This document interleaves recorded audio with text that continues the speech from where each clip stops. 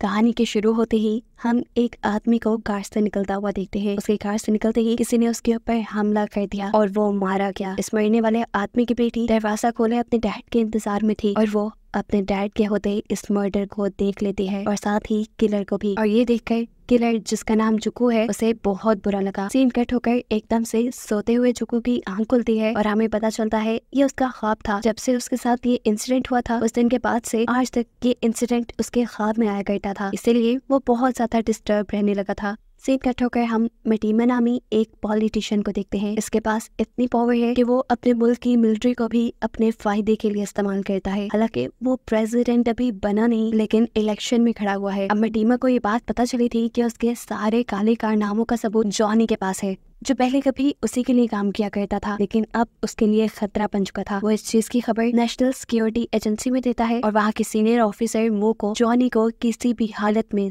जिंदा या मुर्दा पकड़ने का काम देता है। मो कुछ सोल्जर्स को जॉनी के घर पे भेजती है, लेकिन वहाँ पर उन्हें जॉनी नहीं मिलता। वो परेशान होकर जिमिनाई के पास जाती है, जो उनके IT डिपार्टमेंट में काम करती थी। वो जिमिनाई से कहती है कि शहर के सभी CCTV कैमरास का इस्तेमाल करते हुए मुझे अभी के अभी जॉनी की लोकेशन चाहिए। वो अपने काम में लग जाती है और सीन कट होकर फाइनली हमें जॉनी को दिखाया जाता है, जिसके पीछे बहुत से लोग पड़े हुए हैं। वो इस टाइम एक होटल रूम में है और ये भी जानता है कि मटीमा उसके पीछे पड़ा हुआ है, इसीलिए उसने एक रिपोर्टर को कॉल की, एक ऐसे रिपोर्टर को जो मटीमा का दुश्मन था, क्योंकि मटीमा की वजह से उसका करियर तबाह हुआ था। कॉल पर जॉनी उस एंकर को कहता है, अगर तुम मटीमा से बदला लेना चाहते हो तो फिर यही मौका है तुम्हारे पास। मेरे पास उसके खिलाफ कई सबूत हैं। मैं तुम्हें कुछ फाइल सेंड कर रहा हूँ, इसे अपनी जान से ज्यादा संभाल कर रखना। इसके बाद हम दोबारा जुको से मिलते हैं, जो अपनी फैमिली को लेकर बाहर निकला था।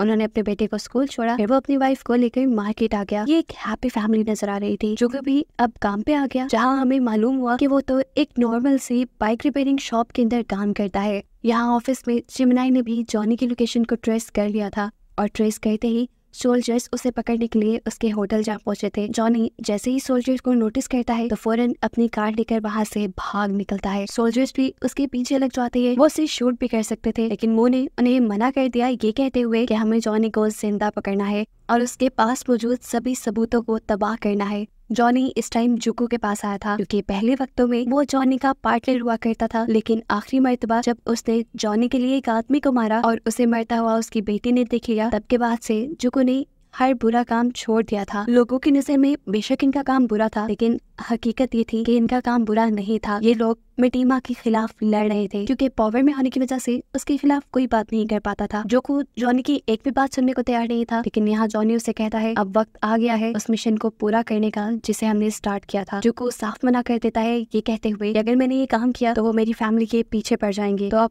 जॉनी कहता है ये मिशन तुम्हारी फैमिली से ज्यादा जरूरी है और जिन लोगों की तुम बात कर रही हो वो अभी भी तुम्हें देख रही है, क्योंकि वो पहले मेरा पीछा कर रहे थे। ये कहते हुए वो अब जुको को गले लगा लेता है। सीक्रेटली वो एक डिवाइस जुको की पॉकेट में डालता है और उसे कहता है तुम मेरी आखिरी उम्मीद हो जुको, मैं कैंसर की लास्ट स्टेज पे हूँ, मैं खुद ये काम नहीं कर सकता और अब ये तुम्हें ही पूरा करना होगा। इसके बाद जॉनी बाहर निकलता है और अपनी कार में बैठकर तेजी से कार चलाने लग जाता है। सोल्जर्स भी तेजी से उसकी कार का पीछा कर रहे थे, जबकि जॉनी कार चलाते हुए एक टूटे ब्रिज के पास आ चुका था। कार से निकलकर अब वो ब्रिज के ऊपर खड़ा हो गया। इससे पहले कि ये लोग उससे कोई भी सवाल करते, कुछ भी पूछते, वो यहाँ से जंप करके सुसाइड कर लेता है। उसका मरना सिक्योरिटी एजेंसी के अंदर जिमिनाई भी देख चुकी थी और ये देखकर वो शॉक रह गई। उसके मुंह से दुख साफ जाहिर हो रहा था और यहाँ पे हमें रिवील हुआ कि बेशक वो सिक्योरिटी एजेंसी में थी, लेकिन वो जॉनी के ग्रुप के साथ काम किया करती थी और जॉनी के मरने से उसे बहुत दुख हुआ था। यहाँ अब उसकी लीडर मो उससे जुको को तलाश करने को कहती है, जो कि इस टाइम मार्केट में गया था।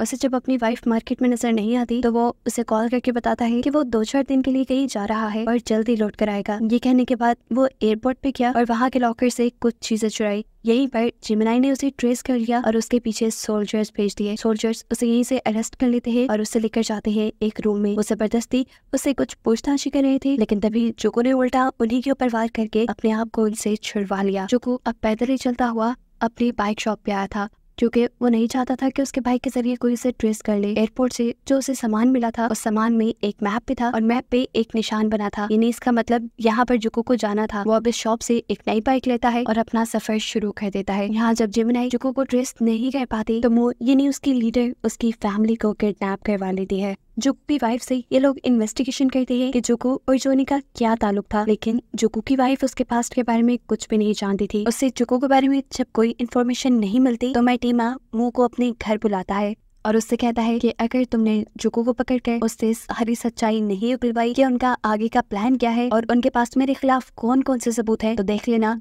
मैं भी तुम्हारे डैड की सच्चाई सबको बता दूंगा। वो उसे उसके डैड के खिलाफ कुछ सबूत दिखाता है। जब व्हाइट और ब्लैक लोगों के दरमियान में जंग छिड़ी थी तो मो के डैड सीक्रेटली व्हाइट लोगों का साथ दे रहे थे जिससे उन्हें पैसे मिले थे। अब आधी रात में जुको जिमनाई को कॉल करता है और उससे पूछता है कि अब क्या प्लान है आगे का, जॉनी मेरे से राब्ता क्यों नहीं कर रहा। तो जवाब में जिमनाई बताती है कि वो मर चुका है। ये सुनकर वो भी दुख से पागल हो गया क्योंकि जुको के लिए वो एक फैमिली की तरह था। जॉनी ने बिल्कुल उसे एक बाप की तरह पाला था। यहीं पर जिमनाई उसे एक और बुरी खबर ये देती है कि मो ने उसकी फैमिली को किडनैप कर लिया था। ये सुनकर जुको कहता है मैं फौरन वहाँ वापस आ रहा हूँ। तो जवाब में जिमनाई कहती है नहीं, तो अपना मिशन पूरा करो, यहाँ की सारी कंडीशन मैं संभाल लूंगी, मैं उन्हें किसी तरह यहाँ से निकाल लूंगी। यहाँ वापस अपने ऑफिस में आकर अगले दिन वो कोई खबर मिलती है कि जुको अपनी वर्कशॉप से एक बाइक चुरा कर भागा था। ऐसे में वो न्यूज़पेपर के अंदर एक बाइक चोर के नाम का एड दे देती है। अब जुको जैसे ही फ्यूल डलवाने के लिए रुकता है तो वहाँ उस फ्यूल स्टेशन की मालिक जुको को पहचान लेती है। वो जुको का पीछा तो नहीं करती लेकिन सिक्योरिटी एजेंसी को कॉल करके उसके बारे में खबर कर देती है।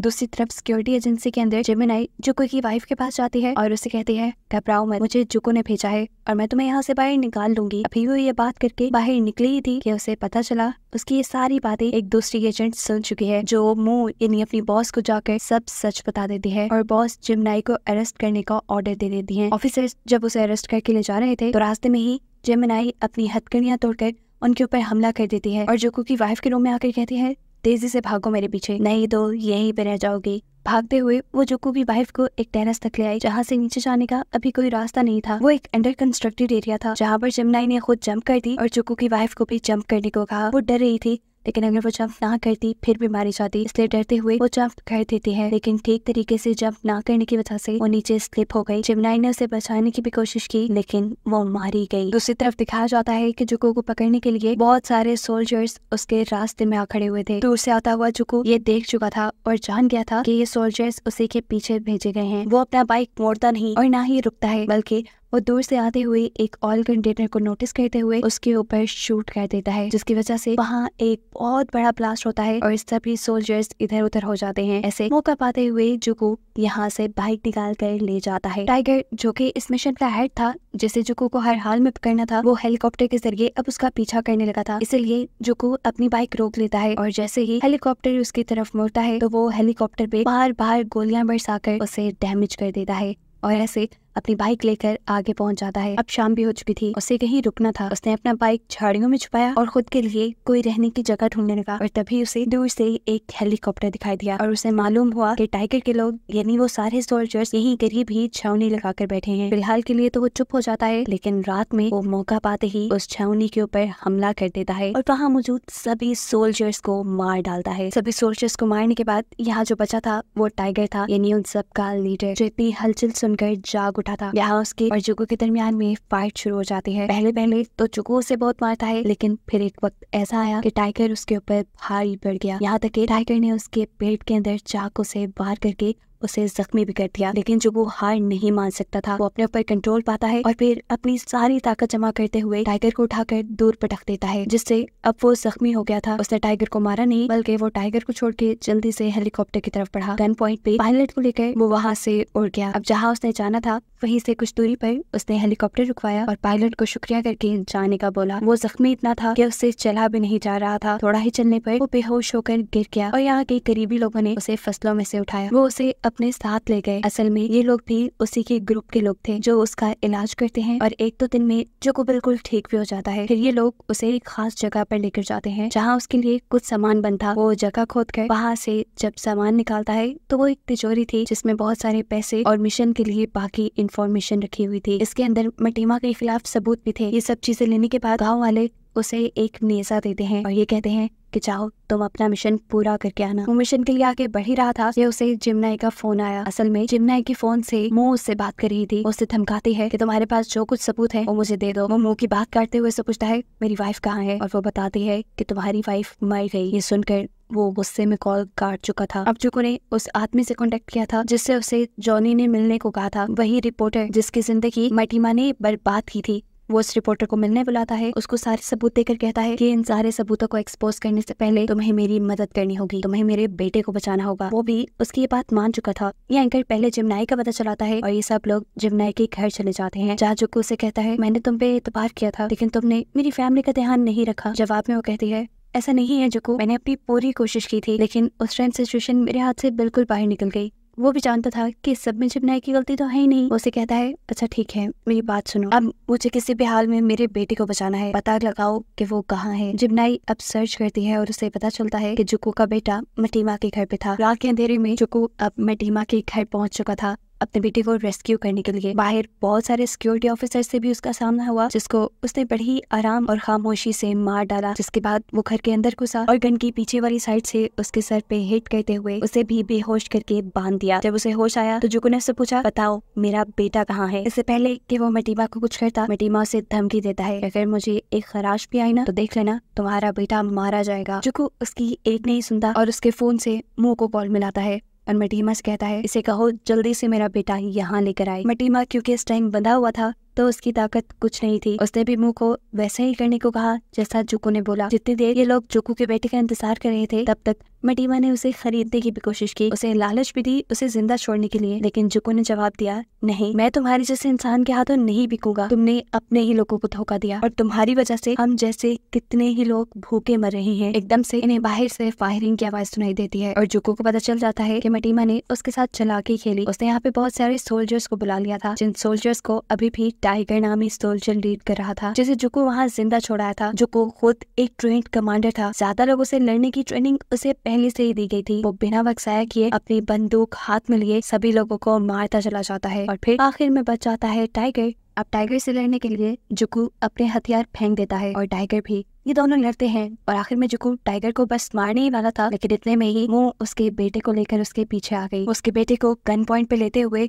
जुको को धमकी देती है कि छोड़ दो टाइगर को और वो सारे डॉक्यूमेंट मेरे हवाले कर दो जो तुम्हारे पास हैं, नहीं तो मैं तुम्हारे बेटे को गोली मार दूंगी। अपने बेटे का नाम सुनते ही जुको भी हाथ खड़े कर चुका था। ये सुनकर जुको से कहता है कि डॉक्यूमेंट्स अब मेरे पास नहीं, वो कल को पूरी दुनिया के सामने होंगे। इसी सभी बहस के दौरान मटीमा भी बाहर आ चुका था, जिसे सोल्जर्स ने छुड़वाया था। वो मुंह से कहता है चलो मार दो जुको को, अगर तुम साबित करना चाहती हो कि तुम्हारा बाप एक चोर नहीं था। अम्मू को ये बात तो पहले ही पता थी कि कल अगर सारे ही गलत काम मटीमा के सब लोगों के सामने आ गए तो वो वैसे ही जेल चला जाएगा। तो अच्छा यही था कि वो कल के बजाय आज ही मटीमा को मार दे। वो यहाँ मटीमा को गोली मार देती है। अब मटीमा का मर्डर तो उसने जुको के सामने कर दिया था और जुको उसके और भी बहुत से राज जानता था, इसीलिए वो उसे भी मारने के लिए आगे बढ़ती है। लेकिन इससे पहले कि वो गोली चलाती, जोरदार गोली चलने की आवाज यहाँ पे गूंजती है और देखने को मिलता है कि वो खुद ही मर गई थी और उसे गोली मारने वाली कोई और नहीं बल्कि जिमनाई थी, जो वक्त रहते ही यहाँ आ गई थी। यहाँ टाइगर जो बड़ी हिम्मत करके खड़ा हुआ था वो अब जुको को शूट करने ही वाला था,